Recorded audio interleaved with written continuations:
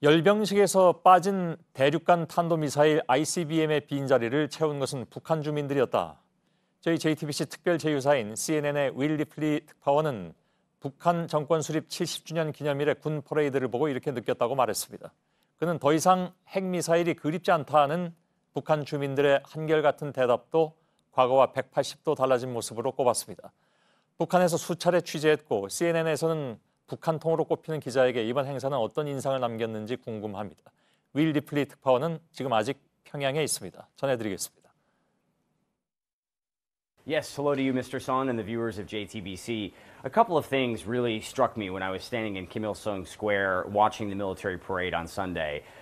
First of all, to think about where we were just a year ago compared to today. A year ago, or back in April actually, I was in the very same square watching the military parade for North Korea's Day of the Sun, and they unveiled those new ICBMs. It was the time that President Trump was regularly tweeting threats toward North Korea, the fire and fury era, if you will. There's this new reporting from journalist Bob Woodward that President Trump actually drafted a tweet threatening to pull out the dependence of 28,000 U.S. troops stationed there in South Korea, which Woodward's reporting says the North would have interpreted as a threat of an imminent attack. To think that we went from that, possibly on the brink of a military conflict, to what we saw this weekend, a parade with a dramatically scaled-down military presence, no ICBMs rolling through the square, and instead a much larger civilian portion of the parade, a much more upbeat, positive message about economic development and international friendship. It's just extraordinary, the 180 that has taken place in such a short period of time. Another thing that struck me is when we talk to the North Korean people, these are people who have been told for so many years that the nuclear program is at the core of their nation's strategy. Kim Jong-un arguably built up much of his legitimacy during more than 6 years in power by creating this strong nuclear force that North Korea now says they have completed.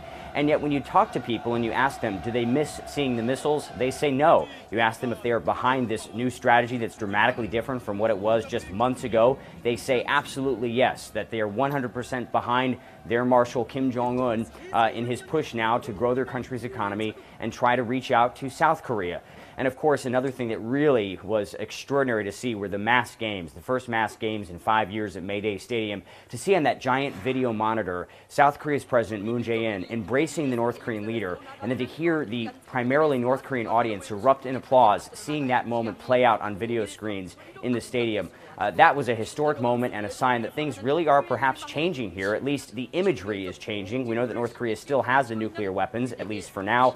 They certainly are not willing to unilaterally disarm unless they get some of the concessions they want from the United States, such as a peace treaty formally ending the Korean War and economic relief in exchange for incremental denuclearization. But to think of where we were then to where we were now, it is just truly a remarkable time here in North Korea. Back to you, Mr. Song.